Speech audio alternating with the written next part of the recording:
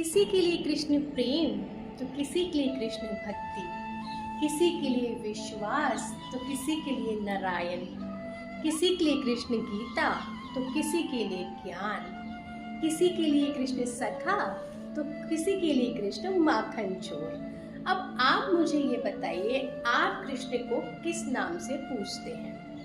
कहते हैं जब जब धरती पर अत्याचार पाप अत्यधिक बढ़ जाता है, तब तब नारायण भगवान का अवतार इस धरती पर अवतरित होता है।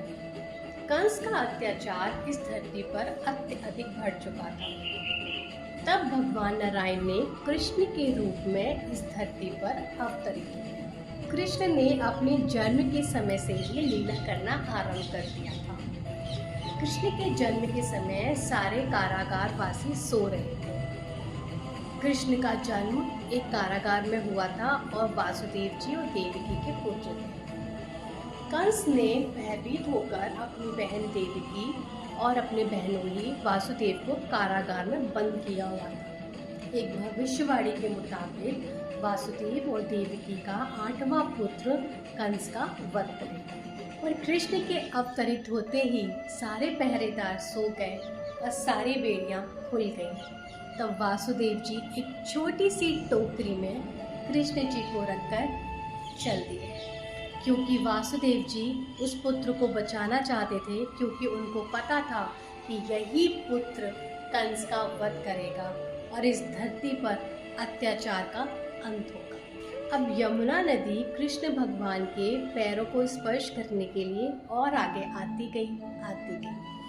जब यमुना नदी ने कृष्ण भगवान के पैरों का स्पर्श किया, तब उनका बहाव शांत हो गया और वासुदेव जी सकुशल नंदगांव पहुंच गए। नंद जी उनके सखा थे। उसी समय यशोदा माँ ने एक पुत्री को जन्म दिया था। वासुदेव जी कृष्ण को नंद बाबा और यशोदा माँ के यहाँ छोड़कर उस पुत्री को अपने साथ लेकर कारागार में वापस आ गए। अब कंस को ये पता लगता है कि देवकी के एक पुत्री हुई है।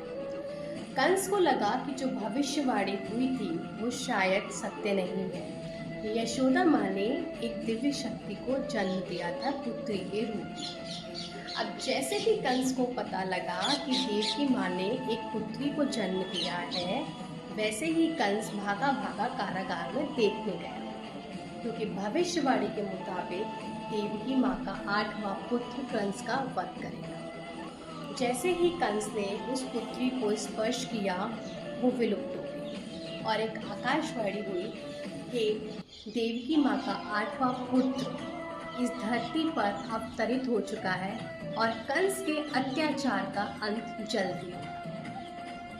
और यशोदा माँ और नंद बाबा कृष्ण को अपने प्राणों से भी अधिक स्नेह करने लगे। तभी तो आज भी बोला जाता है यशोदा माँ का लाल। आप सभी को जन्माष्टमी के हार्दिक शुभकामनाएं। राधे राधे।